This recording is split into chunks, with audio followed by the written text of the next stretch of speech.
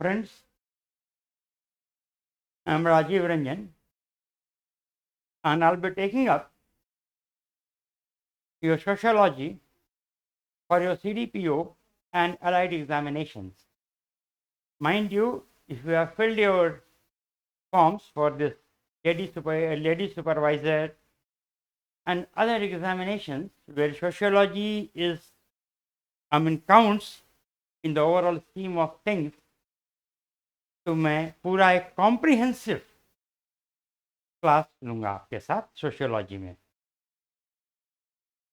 देखिए, the best technique of tackling a subject for the examination is to study it comprehensively.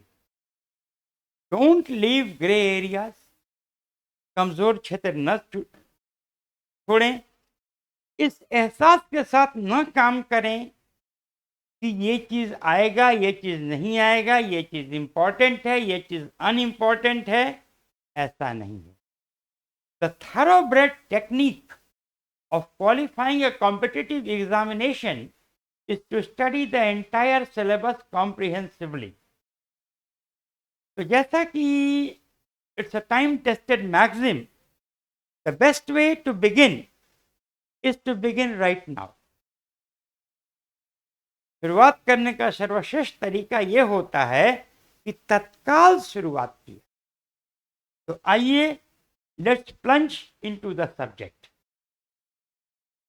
Friends, जब हम लोग sociology को study करते हैं तो शुरू में एक विडंबना सामने आती है. A sort of academic dilemma exist before us. हम लोग को फ्रॉम एंशिएंट टाइम्स समाज का अध्ययन करना पड़ता है. ठीक.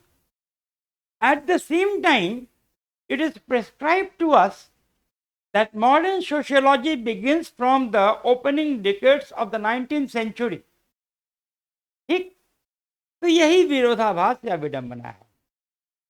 अनादिकाल से समाज का अध्ययन और समाज शास्त्र का उदय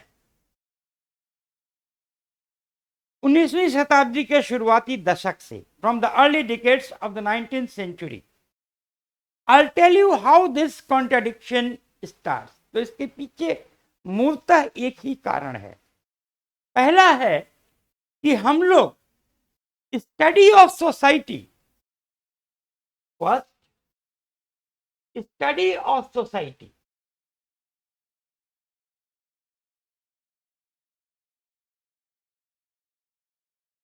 and sociology as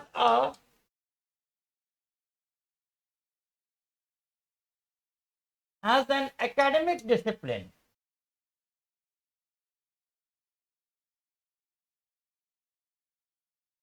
ये दो अलग अलग चीजें हैं. डिसिप्लिन, ये दो अलग अलग चीजें हैं. यहीं से ये विडंबना या विरोधाभास शुरू होती है. देखिए, the study of society starts from the time society takes its shape. From times immemorial, when Homo erectus transformed itself to Homo sapiens and we became human beings on this planet, since then a social cohesion has been affected about and social studies of society have started. ठीक है ना. लेकिन क्या हुआ, in study of society को पहले it was in the ambit of political science, it was in the ambit of social history, it was in the ambit of social philosophy. Right. The process of garnering things about society and affecting a complete unadulterated study of society as an academic discipline of sociology. It started from the early decades of the 20th century. देखिए, when we come to recorded history,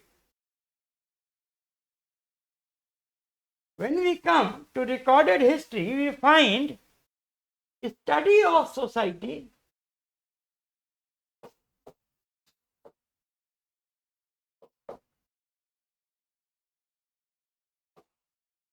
can be divided into two segments.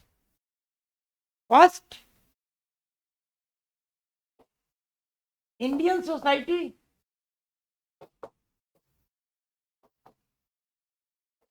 Second, Western society.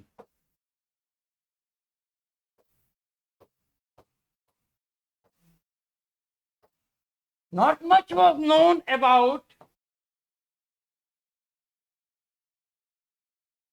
early aspects of Western society, but still a degree of coherence has been effected about in the study of early Western society. As far as Indian society is concerned, सबसे पहला जो sociological expostulation है is the Purushokta shloka.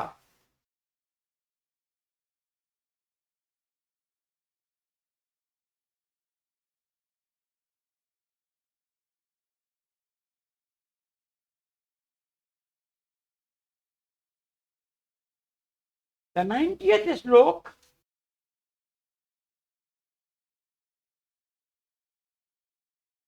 of the 10th mandal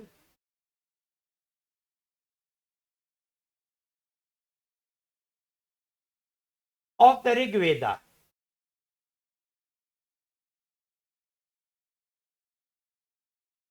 Dating to about 1000 years before Christ.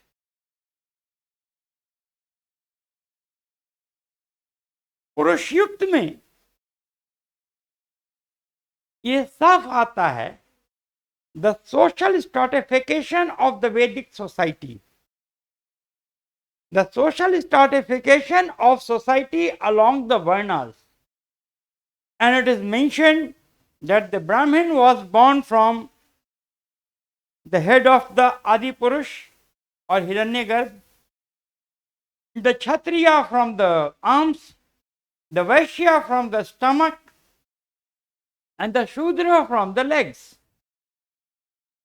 But we are very clear that the Varna system was not hereditary.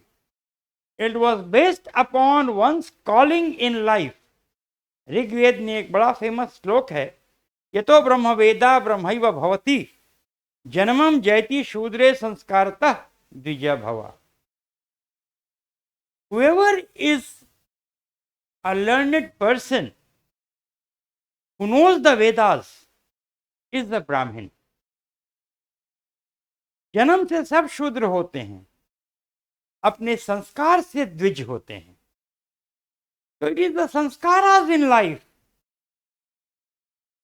it is one's calling in life, it's the nature of one's duty and economic activities in life that determine his varna.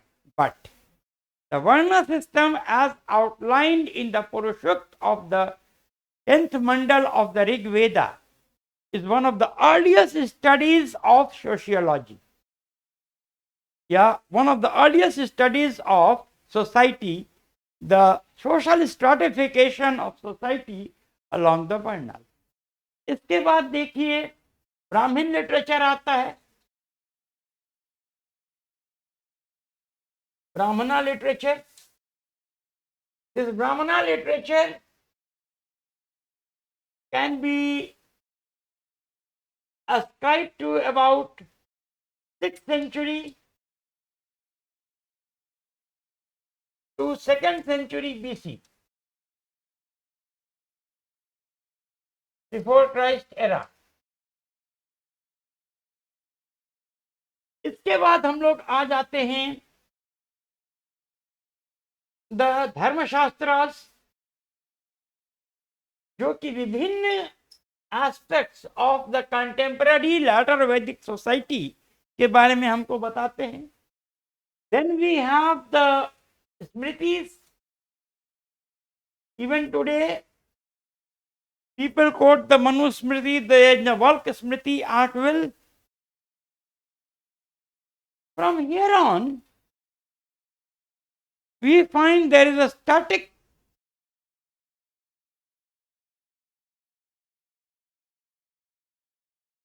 interlude in the Indian society.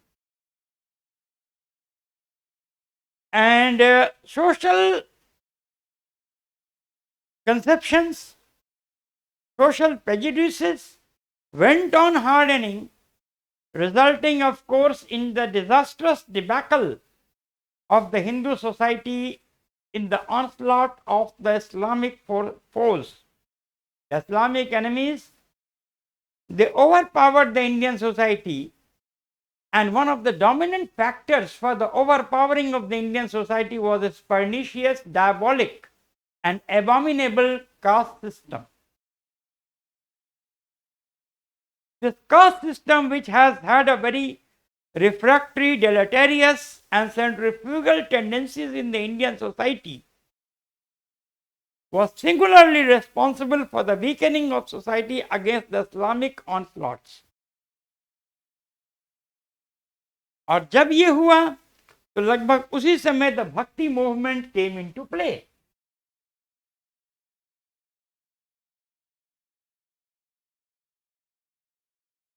Bhakti movement. So friends, this is how our society. अब मैं बहुत depth में नहीं गया, मैं पहले बता रहा हूं, अभी मैं सिर्फ इंट्रोडक्टरी सिनॉप्सिस खींच रहा हूं, तो केयरफुल रहिएगा, मैं हर चीज के एकदम बारीकियों में आपको समझाऊंगा. Rest assured on that count. Now इसके बाद क्या होता है कि we have British imperialism and in the opening decades of the 19th century, of course with the human efforts of Raja Ram Mohan Rai, Ishwar Chandra Vidyasagar and other social reformers, हमारा एक social structure change करने लगता है और यहीं से आधुनिक समाज शास्त्र का अध्ययन शुरू होता है. देखिए अभी मैं आपको क्या समझाने की कोशिश कर रहा हूं कि शुरू में ऐसा नहीं था कि समाज के प्रति हम हमेशा उदासीन रहे.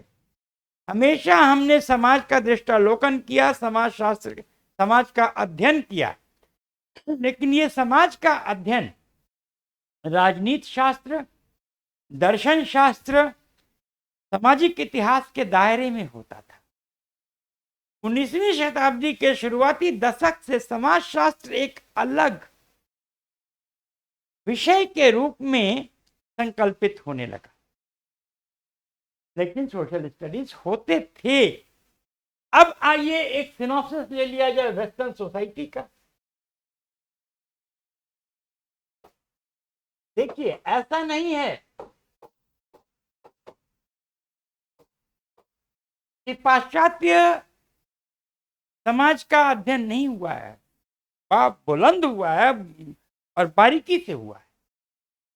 हाँ, बस एक फर्क है, जहां Indian social studies predate to about 1000 years before Christ, right from the Rigvedic times, 10वां मंडल, लास्ट मंडल है ऋग्वेद का. Western studies, social studies, they take shape from about the 4th century BCE in the writings of Plato, Socrates, Plato and Aristotle. Western social studies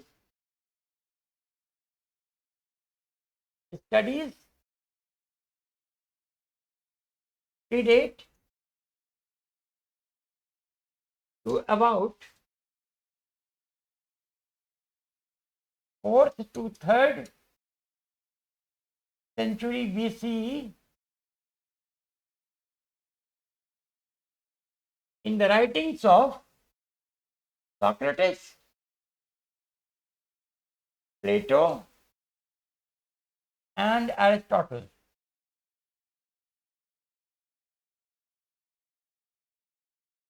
लेकिन फिर मैंने बताया जो भी इन्होंने लिखा है, जो भी इनका सामाजिक सोच है, वो एक प्रकार से राजनीति और दर्शन शास्त्र के दायरे में है।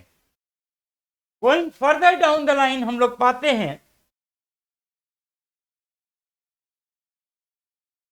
कि अर्ली मेडिवल एजेस में we have the writings of the studies of Saint Augustine,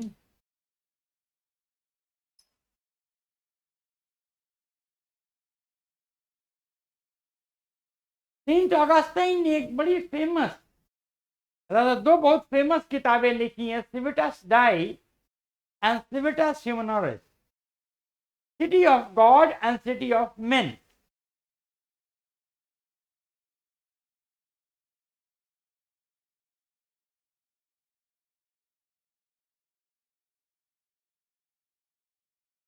इन दोनों पुस्तकों में उन्होंने तत्कालिक समाज का बड़ा ही सूक्ष्म और बारीक विवरण किया है। तो सोशल स्टडीज में तो खैर ये थे, और काबिले गौर बात यह है कि सेंट ऑगस्टाइन ने ही वो बड़ा फेमस स्लोगन दिया था, vox populi vox dei. Vox populi vox die.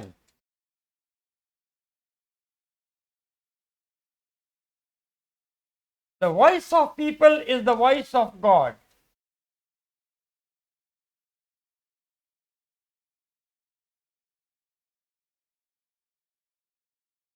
ये बहुत फेमस स्टेटमेंट है, आज भी डेमोक्रेटिक डिटर्मिनेशन के लिए इसको कोट किया जाता है। वॉक्स का मतलब लैटिन में होता है वॉइस, पॉपुली का मतलब पीपल, और डाई का मतलब ईश्वर। तो आवाज एक हल्क नक्कारे खुदा होता है, हल्क की आवाज, जनता की आवाज, ईश्वर की आवाज होती है। ये स्टेटमेंट सेंट ऑगस्टाइन ने दिया था। आगे समाज के अध्ययन में सेंट थॉमस एक्विनास की बात हुई। सेंट थॉमस एक्विनास ने भी कंटेम्परेरी सोसाइटी पर कुछ इंपॉर्टेंट चीजें लिखी हैं। सेंट थॉमस एक्विनास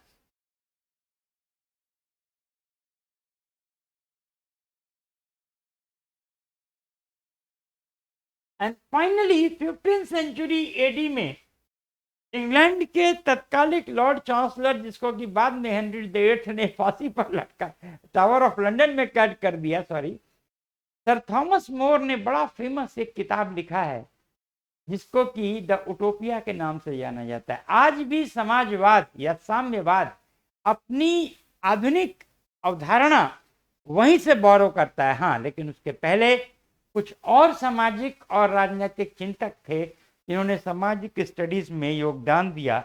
वस्तुतः मखियावेली, इटली के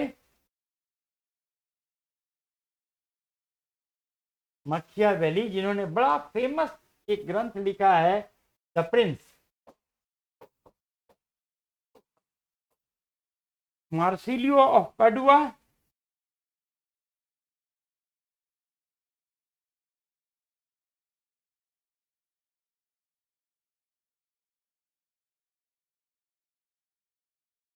और फाइनली जैसा कि मैंने बताया सेंट सॉरी सर थॉमस मोर,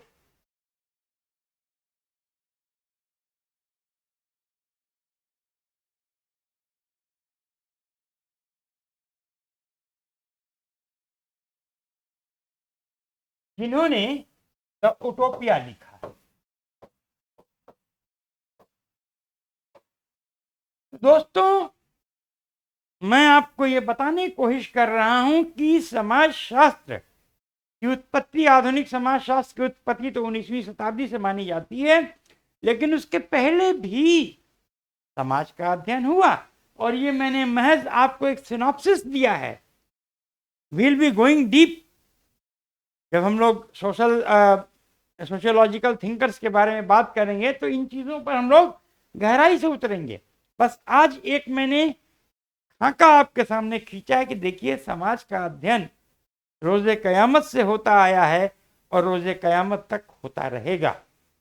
हाँ, अब आते हैं हम लोग the core of the thing, that is evolution of sociology as a separate academic discipline.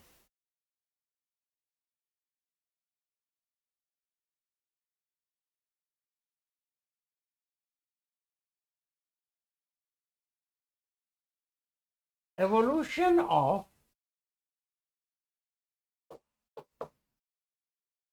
sociology as a separate academic discipline.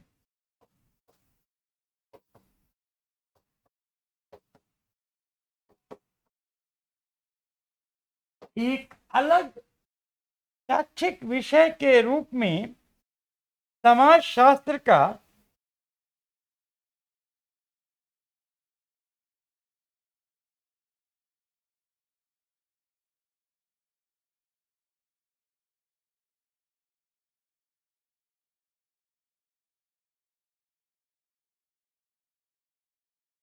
उत्थान, ये फिर इसको येलो करना है,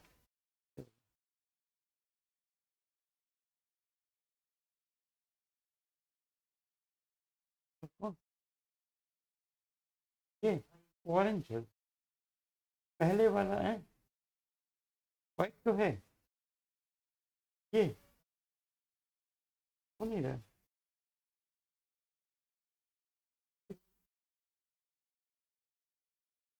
ये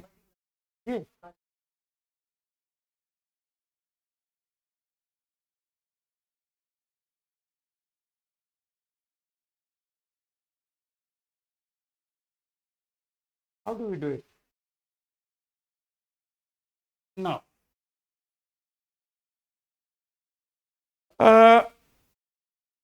देखिए, सबसे पहली चीज कि sociology as a separate discipline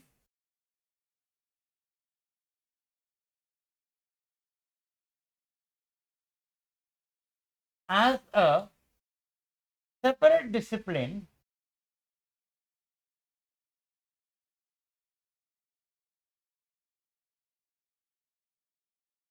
segregated from political science,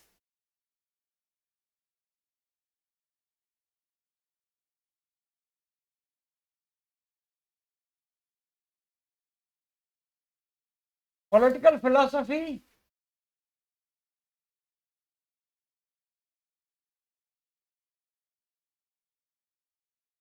and social history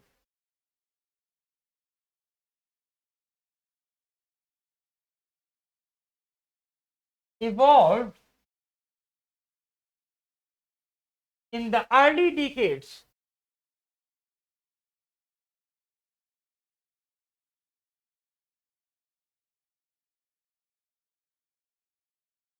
of the 19th century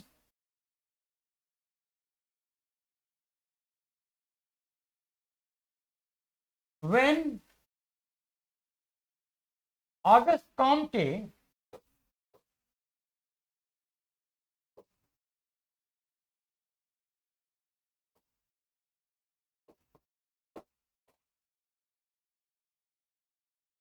deemed the father of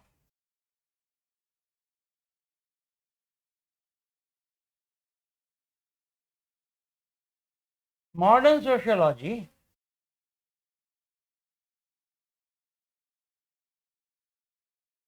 published his work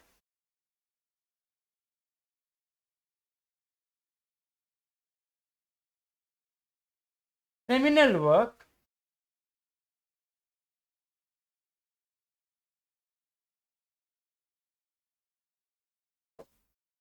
the course in positive philosophy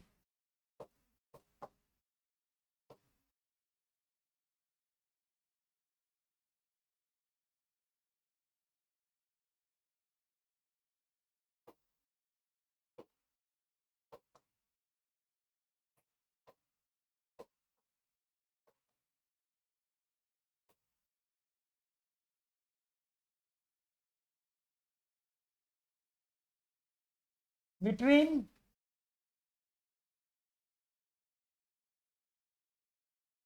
1830 to 1842। तो इस पीरियड में इस किताब के पब्लिकेशन के साथ ही समाजशास्त्र का उदय माना जाता है और ऑगस्ट कॉम्टे को समाजशास्त्र का जनक माना जाता है। Friends, what were the factors that contributed to the evolution of sociology as the distinct, separate and scientific academic discipline? क्या क्या फैक्टर्स थे, है ना? Let's have a look into this. The factors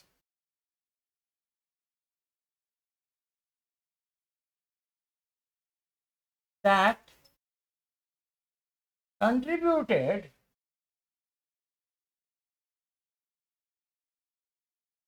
to the evolution of sociology.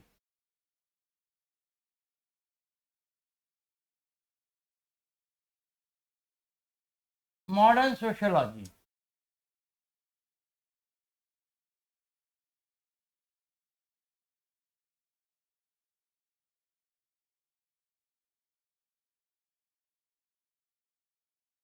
The most important factor, of course, was the Industrial Revolution.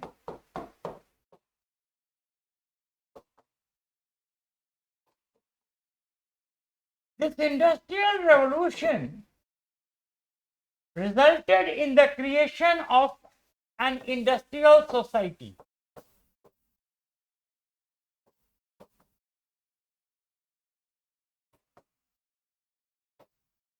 Now, how did this industrial society bring about a radical metamorphosis in the social field? क्योंकि इन्हीं factors ने crystallise किया एक deeper understanding of social dynamics, है ना? सामाजिक प्रवाह के बारे में, सामाजिक संरचना के बारे में इन्हीं फैक्टर्स ने एक्सेलरेट किया, कैटलाइज किया। अब जब हम इंडस्ट्रियल सोसाइटी की बात करते हैं तो इसके क्या क्या फीचर्स थे? पहला, rural migration to urban areas.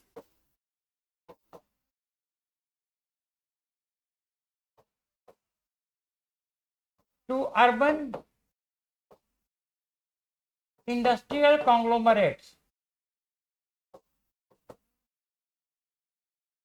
आज भी आप देखते हैं कि हमारे गांव देहात से लोग बड़े बड़े शहरों में जाके औद्योगिक कल कारखाने में मेहनत करते हैं। तो इससे क्या हुआ? इससे तीन चीजें हुई। पहला चीज, सीधे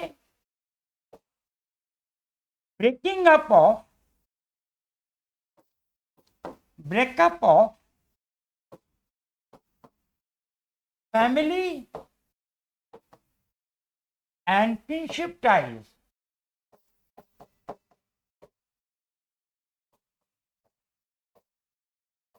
अब चार भाई हैं, एक भाई शहर में कारखानों में कमाने चला गया, तीन भाई गांव में हैं। तो पहले जब चारों साथ रहते थे तो रोज हमेशा साथ खेती गृहस्थी करते थे, उनकी जीवनचर्या साथ साथ की थी। लेकिन क्या हुआ कि जब एक भाई शहर चला गया तब तो छठे छमाही जैसे बिछड़े हुए कादे में सनम मिलते हैं वैसे ही मुलाकात अपने भाइयों से होती थी। तीज त्योहार, दशहरा, दिवाली, अब रोज का मिलना जुलना तो खत्म हो गया। तो भातृत्व के जो बंधन थे वो भातृत्व के बंधन डाइल्यूट हो गए, है ना? भरत शर्मा व्यास ने एक बड़ा बढ़िया गाना गाया है, कैसे माई के अचरवा बाटल जाई बिरमा। तो माँ का आंचल अब वो नहीं बांट सकता था जो शहर गया, वो अपने समाज, अपने नातेदारी, रिश्तेदारी, कुटुंब से बिलगाव हो गया उसका। तो breakup of family and kinship ties. अब जब इतने लोग एज इंडस्ट्रियल लेबर शहर को थ्रॉन्ग किए, तो ultimately what happened? Industrial slums. अगर बंबई में धारावी जाइए तो आपको समझ में आ जाएगा ये क्या चीज होता है। झुग्गी झोपड़ियां, जो औद्योगिक झुग्गी झोपड़ियां होती हैं, ये अनप्लान्ड अनरेगुलेटेड ग्रोथ इनका शुरू हो गया। हर फैक्ट्री के बगल में 150 लेबर आए, फैक्ट्री ने बस उनको वही मेहनताना का इंतजाम किया था, उनको तनख्वाह वेतन पारिश्रमिक मिल जाता है। अब इन्होंने क्या किया कि बगल में एक झोपड़ी बना ली, वहीं से धीरे धीरे अपना वो जीवन यापन करने लगे।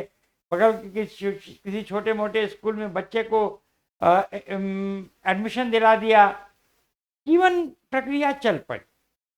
तो राइज ऑफ इंडस्ट्रियल स्लम्स। अब इससे क्या हुआ? बैड सैनिटेशन,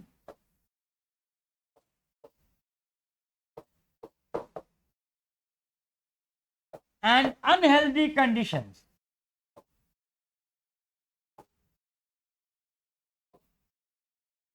हेल्दी कंडीशंस आने लगे, ठीक है।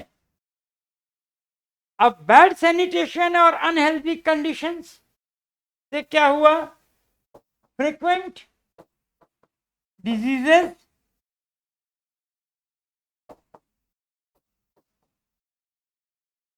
एंड एकेडमिक्स, अरे sorry, and epidemics.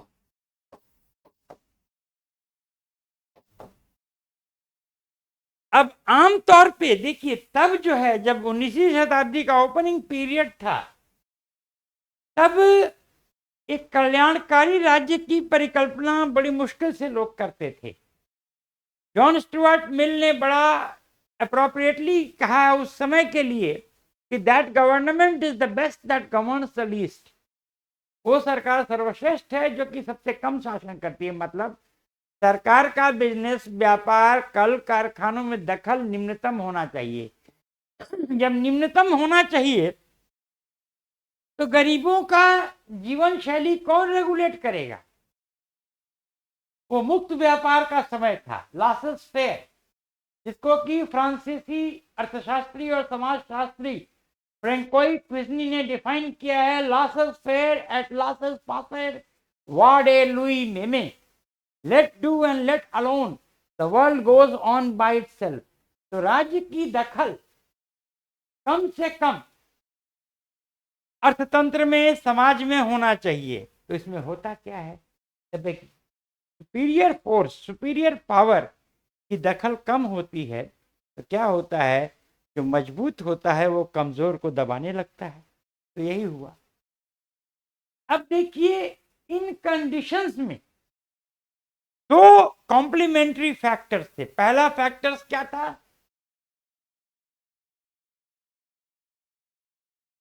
Higher profits,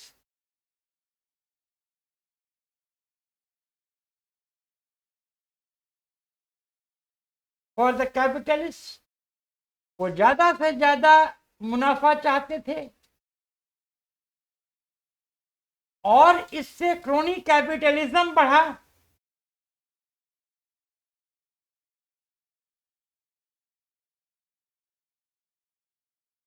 ठीक है, क्रोनी कैपिटलिज्म बढ़ा। और दूसरे, non regulation,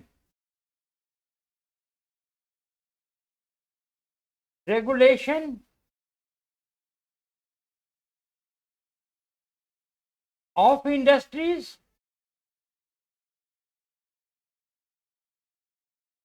by the state.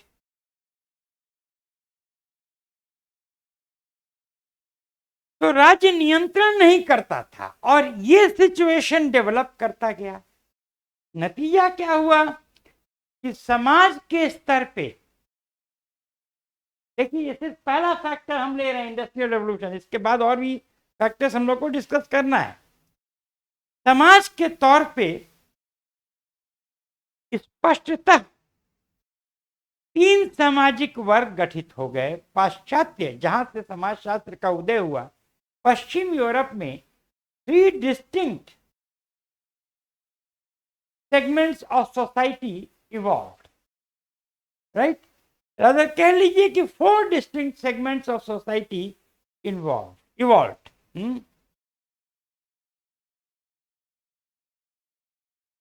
Thus, during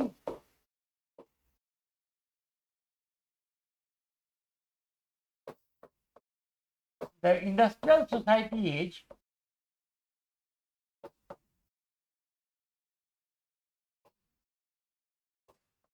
four distinct segments of society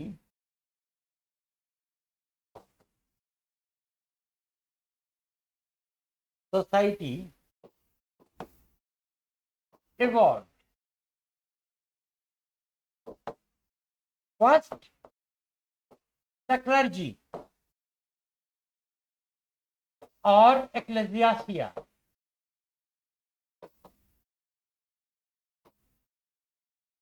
पुरोहित वर्ग,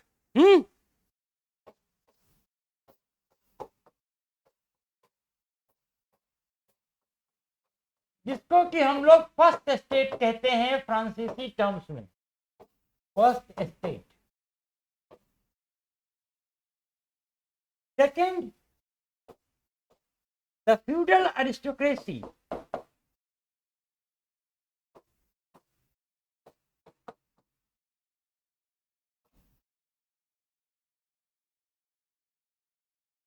सामंती अभिजात्य वर्ग।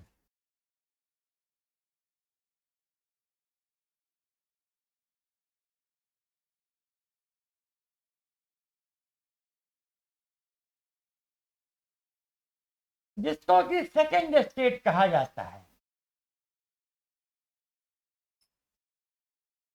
और चौथा,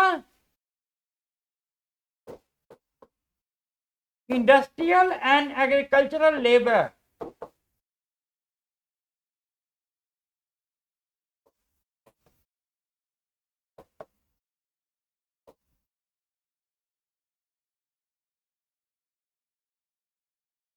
जिसको कि मार्क्सिस्ट शब्दावली में प्रोलेटेरिया कहा जाता है।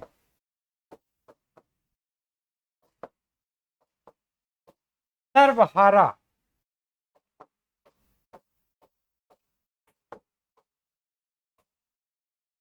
और इसके बीच जो तीसरा है, ये पूरी तरह औद्योगिक समाज का देन है। The bourgeois, the middle class.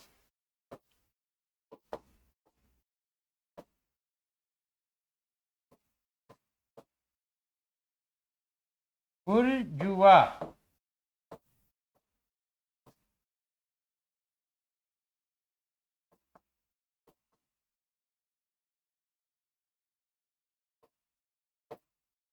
इन दोनों को मिला के थर्ड स्टेट कहा जाता है। देखिए, इंपॉर्टेंट बात यह है कि औद्योगिक समाज के उदय से पहले समाज में बस यही 3 सेगमेंट थे। लेकिन ये औद्योगिक समाज के वजह से एक मध्यम वर्गीय वाणिज्यिक क्लास, ये कमर्शियल क्लास था, कमर्शियल क्लास जो कि उदित हुआ। ठीक है। इस मध्यम वर्गीय वाणिज्यिक क्लास ने रूप लिया इंडस्ट्रियल रेवोल्यूशन के वजह। अब देखिए, from here starts the theories of sociology. 3 प्रकार के सोच, इन चारों वर्गों को आप देखिए, 3 प्रकार के सोच अवतरित हुए।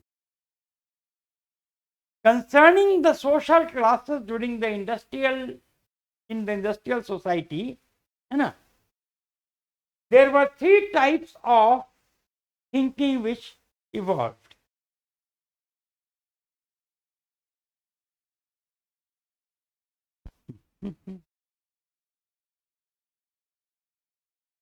Concerning the social classes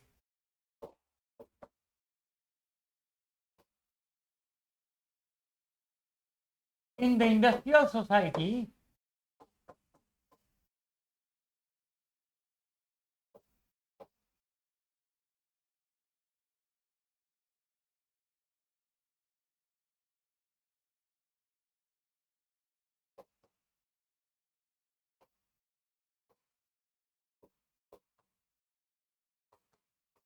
three types of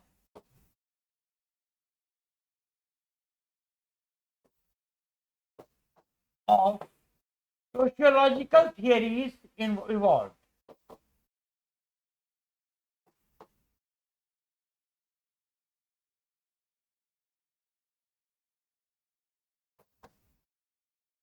पहला, सिंथेटिक थियरी, संश्लेषणवादी social theory.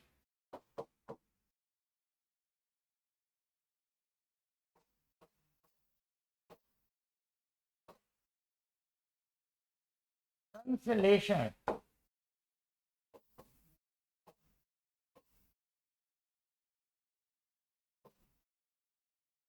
then we have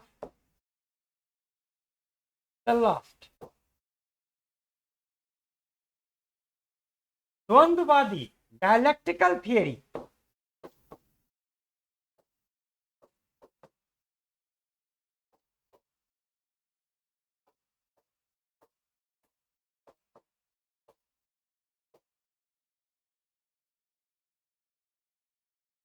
सामाजिक चिंतन,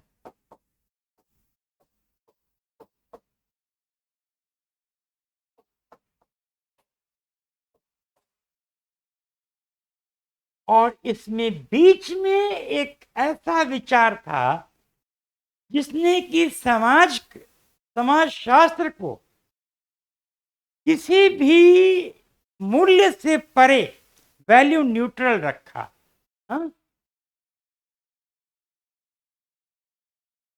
पॉजिटिविस्टिक,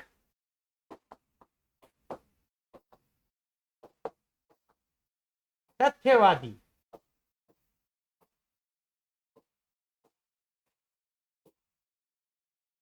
अब देखिए, सिंथेटिक थियरी या संश्लेषणवादी, अब हमने 4 सामाजिक संवर्गों की बात आपसे मैं कर चुका हूं औद्योगिक तो समाज का। संश्लेषणवादी सोच ये कहता है कि समाज के विभिन्न वर्गों के बीच आपस में सहयोग होना चाहिए। जो पूंजीपति है वो सर्वहारा को अपने संतान की तरह देखे, अपने पूंजी को सार्वजनिक पूंजी की तरफ देखे, मतलब ट्रस्टीशिप कॉन्सेप्ट। ठीक है, ये क्लास कोलैबोरेशन के थियरी पर चलता है। क्लास कोलैबोरेशन,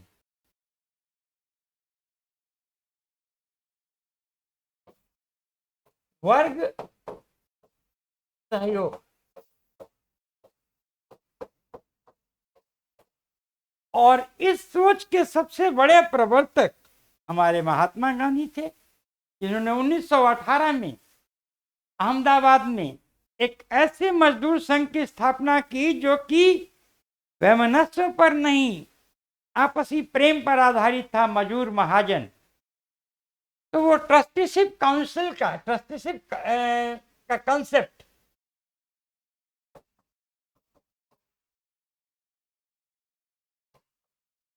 कि पूंजीपति संपत्ति का मालिक नहीं है, ट्रस्टी है, ये पहला है। इसी सिद्धांत के पोषक जॉन रस्किन भी थे जिन्होंने अनटू दिस लास्ट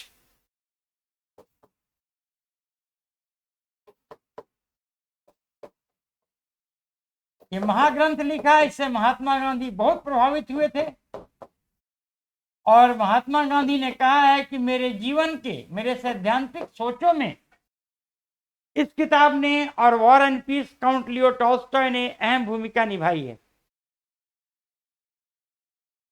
तो ये संश्लेषणवादी, समझौतावादी, समन्वयवादी, सहयोगवादी सामाजिक चिंतन के लोग थे, पहला स्कूल। दूसरा स्कूल, इसको डायलेक्टिक या द्वंद्ववादी, चाहे वो आप हिस्टोरिकल डायलेक्टिक्स कहें, है ना, या मटेरियल डायलेक्टिक्स कहें, डायलेक्टिक मटेरियलिज्म या डायलेक्टिक हिस्टोरिसिज्म, है ना, ऐतिहासिक द्वंद्ववाद या भौतिक द्वंद्ववाद, अब जिस भी नाम से लेकिन द्वंद्ववाद है। ये कहता है क्लास कॉन्फ्लिक्ट, वर्ग संघर्ष,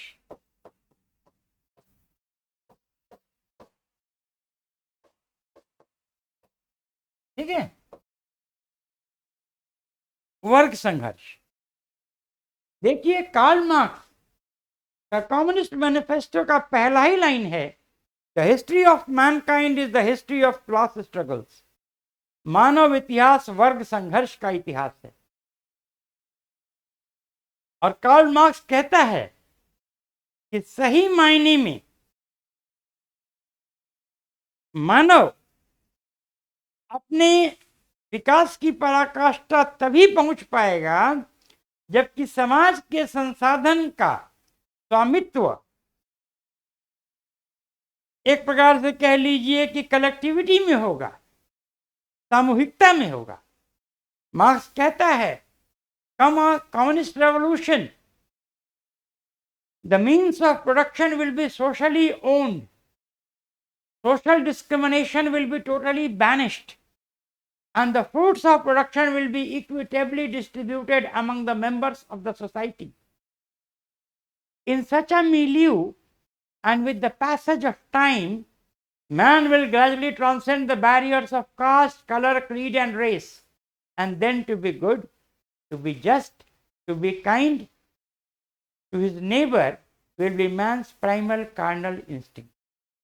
अर्थात जब साम्यवादी क्रांति आएगी तो उत्पादन के तमाम संसाधन सामूहिकता में के स्वामित्व में आ जाएंगे, सामाजिक भेदभाव खत्म हो जाएगा और समाज के उत्पादन बराबर भाव से समाज के सदस्यों के बीच वितरित हो जाएंगे।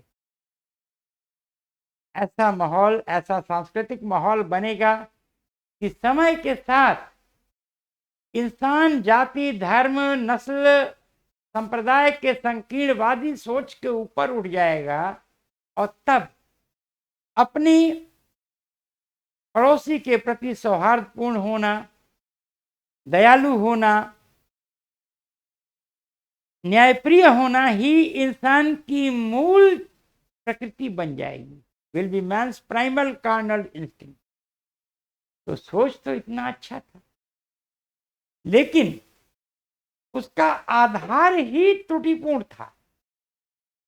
और ये बर्नस्टीन ने सही कहा है, Marxism began with the imprisonment of a few for the benefit of many and has ended up with the imprisonment of many for the benefit of few. मार्क्सवाद की उदय हुई, मार्क्सवाद का उत्थान हुआ, कुछ लोगों को बंदी बना के बहुतेरों के फायदे के लिए, लेकिन मार्क्सवाद की परिणति क्या हुई? बहुतेरों को बंदी बना के कुछ लोगों के फायदे के।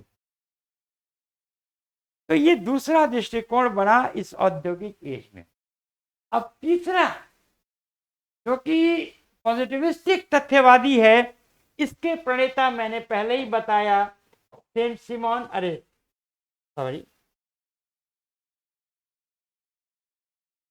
ऑगस्ट कॉम्टे,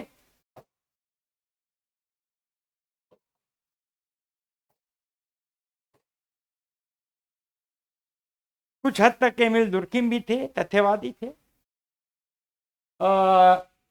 मैक्स वेबर भी थे, जॉर्ज सिमल भी थे, मर्टन भी थे, तो will be discussing them.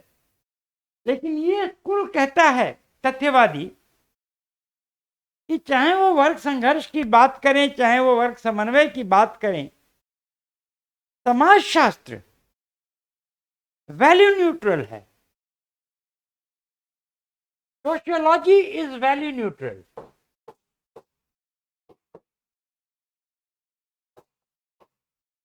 Value neutral.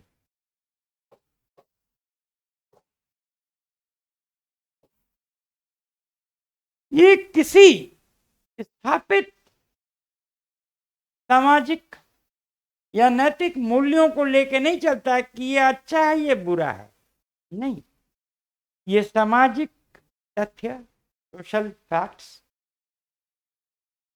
सामाजिक अवधारणाएं, सोशल कॉन्सेप्ट्स, सामाजिक प्रक्रियाएं, social processes and social phenomena, इसी पर आधारित है। उदाहरणतः एमिल दुर्खिम का सुसाइड थियरी, हम लोग डिटेल में इसको एनालाइज करेंगे, क्योंकि दुर्खिम को हम लोग को बहुत डिटेल में पढ़ना है। 2 4 5 क्वेश्चन तो आना ही आना दुर्खिम से। तो दुर्खिम कहता है कि आत्महत्या एक सामाजिक यथार्थ है, इसलिए नहीं कि बहुत गरीबी है, इसलिए नहीं कि बहुत सामाजिक भेदभाव है, इसलिए नहीं कि सामाजिक उत्पीड़न है या आर्थिक उत्पीड़न है या राजनीतिक उत्पीड़न है। आत्महत्या इसलिए घटित होती है कि समाज की संरचना उन समूहों की कुछ ऐसी होती है कि उसमें लोग आत्महत्या करने को प्रेरित हो जाते हैं। जैसे एक उदाहरण आपको मैं बताता हूं। देखा गया है कि वो सामाजिक संवर्ग, that social group which has the highest rate of suicides in India today are not poor women, are not unmarried or unmarried girls, but working ladies। कामकाजी महिलाओं में आत्महत्या का दर बहुत ऊंचा है। तो ऐसा क्यों? भाई कामकाजी महिलाओं के पास तो पैसा भी बहुत रहता है। ऐसा नहीं है कि उनके आत्मसम्मान किसी से अपना खर्चा करने के लिए किसी से मांगना पड़ता है, इसमें भी झंझट हो सकता था, नहीं होता है, क्योंकि उनके पास पैसा रहता है, उनका समाज में सम्मान भी रहता है। फिर भी वो ज्यादा आत्महत्याएं क्यों करती हैं? और वो डाउरी डेथ नहीं होता है, वो आत्महत्याएं इसलिए करती हैं कि देखिए, पति घर के काम में उनका हाथ नहीं बटाता है, तो वर्कलोड से ऑब्सेस्ड होती हैं। जब से नींद खुलती है, बच्चे को खिलाना, तैयार करना, टिफिन बनाना, स्कूल भेजना, तब तक अपने तैयार होके ऑफिस जाने का समय आ जाता है। इसके बाद ऑफिस गई, वहां पर किसी अगल बगल भी अगर महिला मित्र है तो ठीक है, पुरुष मित्र अगर है तो फिर वहां से अपने आप जो है कुछ कॉम्प्लेक्सिटीज डेवलप कर जाते हैं, उनके पति शक करने लगते हैं, इत्यादि इत्यादि। घर लौटी, फिर वही प्रक्रिया। तो कहने का मतलब ये है कि ये कामकाजी महिलाएं समाज से अलग हो जाती हैं। न उनकी नजदीकी अपने बाल बच्चों से होती है, न उनकी नजदीकी अपने पति से होती है, न उनकी नजदीकी अपने सास ससुर से होती है। कोई नाता रिश्तेदार भी आता है तो बस हाय हेलो करके समय ही नहीं है, निकल जाती हैं। इसीलिए वो आत्महत्या करने को प्रेरित हो जाती हैं, चिड़चिड़ा होकर छिड़के, सामाजिक नैराश्य के चलते, सोशल एनवी के चलते। This is the social phenomena. तो हम लोगों ने देखा दोस्तों कि कैसे the rise of industrial society ने सामाजिक चिंतन को आगे बढ़ाया। अब आइए देखें शुरुआती दौर के सामाजिक चिंतन में कैसे ये प्रक्रिया आगे बढ़ी। सबसे पहले देखिए, 2 किताबें ऑगस्ट कॉम्टे ने लिखा था।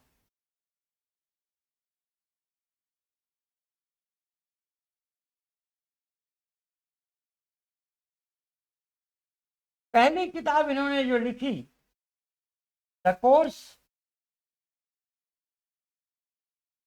इन पॉजिटिव फिलॉसफी, ये किताब तब लिखी गई जबकि फ्रांस में बर्बन डायनेस्टी को पदच्युत करके लुई फिलिप को, जिसको कि बुर्जुआ किंग भी कहा जाता है, उसको सम्राट बनाया गया। और दूसरी किताब इन्होंने लिखी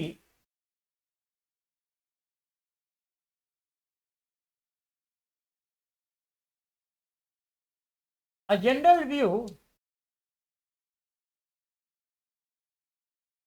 ऑफ पॉजिटिविज्म,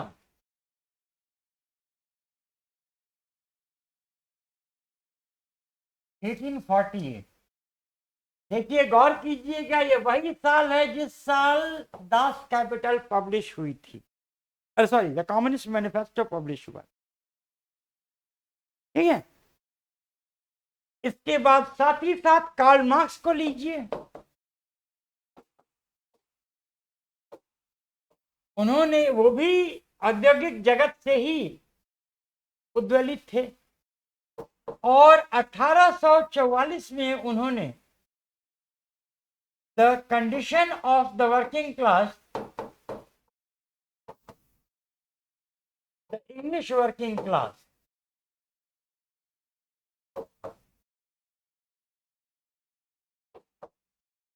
इंग्लैंड में, शेफील्ड में, बर्मिंघम में, लंकाशायर में, लीड्स में, ब्रिस्टल में, ग्लासगो में मजदूरों की स्थिति कितनी दयनीय थी, उसी पर उन्होंने लिखा है।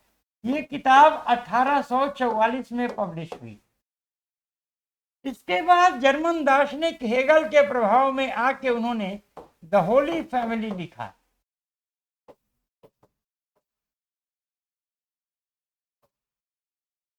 The Holi family 1845।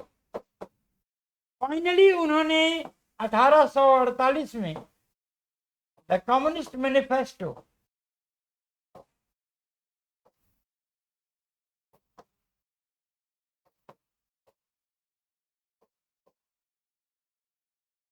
एंगल्स के साथ मिलकर उन्होंने लिखा। और ये किताब साम्यवाद के लिए आज भी बाइबल मानी जाती है। कार्ल मार्क्स ने एक बार बड़ा फेमस एक स्टेटमेंट दिया था, अपोज मी और support me, you have to live under my shadows. मेरा विरोध करो या मेरा साथ दो, रहना तुमको मेरे ही छाए में। Marxism is the creed of the 20th century, no doubt about that. और फाइनली उन्होंने अपनी चौथी पुस्तक लिखी, डास कैपिटल, द कैपिटल।